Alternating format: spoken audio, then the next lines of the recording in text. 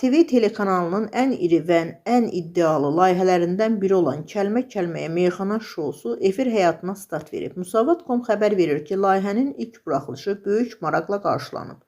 16 tanınmış meyxana ustadı hər biri müxtəlif mərhələlərdə söz duellərinə çıxaraq öz məharətini nümayiş etdirəcəyi layihədə rəqiblər bəlli olub.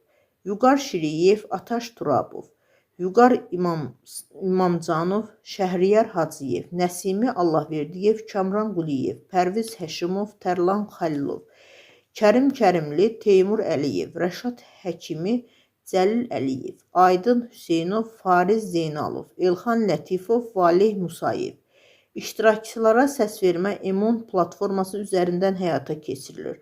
Aparıcılığını şoumen Elcan Rəsulovun etdiyi layihənin şərhçiləri De Gəlsin layihəsinin ilk aparıcısı Emin Əfəndi, meyxana ustadı Mehman Əhmədlidir. Qeyd edək ki, layihə hər şənbə günü saat 22:00-da ATV-də yayımlanacaq.